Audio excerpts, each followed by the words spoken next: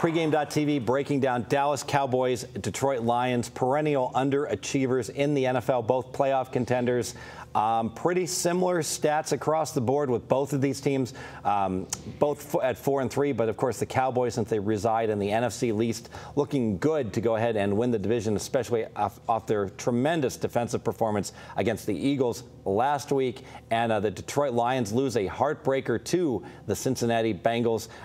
Detroit's in a real dogfight in the NFC. There's really only one wild card spot open because obviously Seattle or San Fran's going to grab one of them, and the Bears, and now the Carolina Panthers, three good teams for one spot, basically, assuming the Packers, of course, go ahead and win the division. This is a really, really important game for Detroit.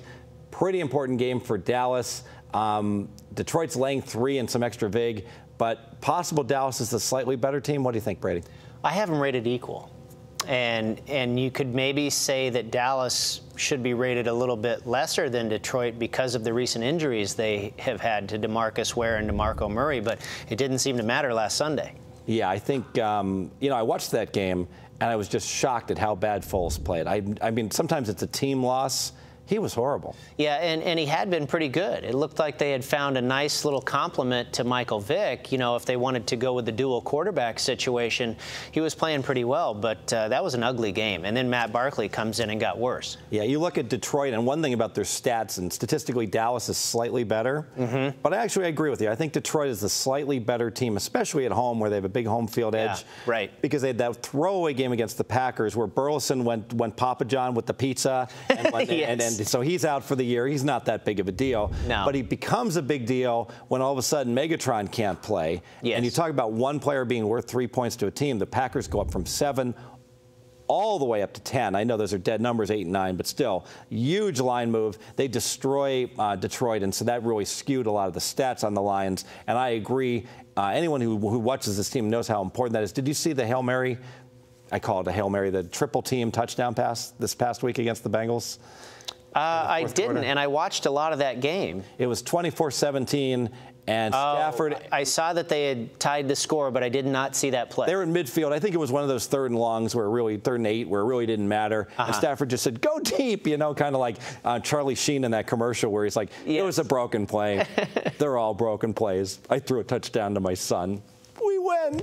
And did I say Charlie Sheen? Rob Lowe. I mix them up. Yes. Rob Lowe. Same, very similar guys. Right. One makes about 100 times more than the other. Aside from that, very similar. But he throws the ball up for grab, not up for grabs, but the three Bengal midgets, all around Megatron. He just jumps up and catches it. Very, very impressive. Yeah, and Megatron will be back for them. Reggie Bush having a great season with them. Joik Bell had a nice week last week. And you know what? The Bengals, I have to look at my ratings here, but I have the Bengals, I believe, even with the Chiefs in the AFC. I mean, this is no pushover team that they were in a war against. Whereas Dallas, that wasn't exactly, I don't know how impressive that was over Philadelphia, who's, again, you mentioned the NFC least. They're competing in a division that is lesser than what the Lions have faced so far. Yeah, and I think if you look at the situation, by the way, I think Cincinnati, looking ahead, they clearly are in a fight for the number 2 seed in the AFC, and it's going to be. I was in my Tuesday meeting with Nick, who's a very sharp guy, and he said, "How are the Bengals in competition for the number 2 seed?" And I know he was thinking, "Oh, Kansas City and Denver are both ahead of them." And I just looked at him. I said, "Focus." Obviously, only one of them can make it, and then with New England falling on hard times, could well be Indy against the Bengals to get that number 2 seed. Be an interesting game. Yes, but going back to the NFC here. Like I said, the Lions need this game like blood. They're looking at the standings. They're not going to catch the Packers, and they see Bears, Carolina, both winning games. They got to start winning, and because it's probably going to take 10-6 to get to the playoffs in the NFC. Huge game for them. And it's oftentimes the week after the injuries where you get those, those depletions catching up to this team. So here we are in the week after the loss of DeMarcus Ware and DeMarco Murray. Will that catch up to the Cowboys? Like you say, this game is not as important to them because they're in the NFC East, where they can win that division at 9-7. Yeah, just like VR was out last week, I thought I brought my A game. I was like pumped up, and now it's the next week, and I'm scrambling in late. I'm doing in-run betting on Lafayette, trying to get flat on this game. And it's like I'm doing the best I can here without. You're running on adrenaline that first week, and now reality sets in. Now I'm running on Dayquil, but I'm going to go ahead. I do like the Lions here. I'm going to go ahead and make this official. Go for it.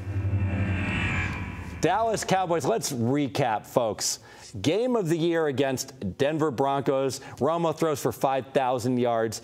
Gives the game away at the very end, but plays a great game. Jerry Jones and all the relatives in the box going up and down with the emotions.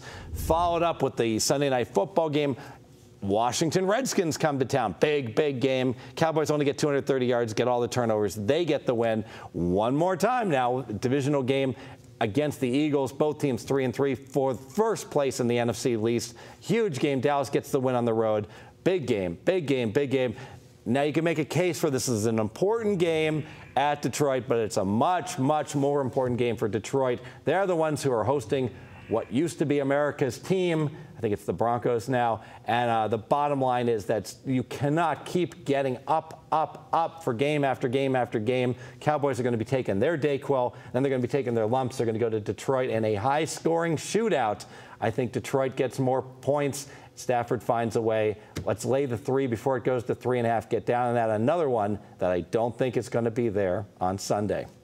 I'm sold. I like it. Yeah, I agree. I think how you illustrate that Dallas is now going into their 4th game in a row, with the 3 prior being highlighted on the schedule, 2 of which were divisional games, one of which against America's new team, and now you go play the Lions. Hey, don't we usually see them on Thanksgiving? It's just not. It's a little bit off kilter for this Dallas team, and a perfect spot for the Lions, who have a lot more to lose in this game. Plus, I spoke to Johnny Detroit, and he likes it as well. And if anyone should know the Lions, I certainly was going to check with him before we check with Marco before the Steelers games, and we go ahead and check with Johnny Detroit before the Detroit games. So it's always good to know that the local the person of knowledge goes ahead and agrees, sure, or goes ahead and likes that pick. Sometimes you have to be careful with the write-ups, and I have someone who does help me with the write-ups. I don't know about you. Sometimes I'll put the cliff notes out and I'll say, go for it. And I've got a guy that does such a great job. I read it and I go bet more on it. I get a half point worse, and I'm like, how could this possibly lose? It's so darn good. I like that. That's good. Pretty funny. We're going to stay in the NFL here, pregame.tv. We're going to talk about the Sunday Night Football game. Yet another stinker that VR does not have to participate in videos, but I'm sure with his contacts, he'll more than likely get the winner for you with his tremendous contacts all over the world, really, and in the islands. But we are, of course, looking at Josh Freeman and the Minnesota Vikings. Why would you even ponder trading for this guy? And, good word. Or picking him up off the waiver wire, off, I don't know, the unemployment line. They're catching 10 biggins. The total is 47. Green Bay Packers, or what's left of them with all their receivers, come to town. They always have trouble with the crowd noise in Minnesota. Should be a great game. I'll be breaking it down pregame.tv.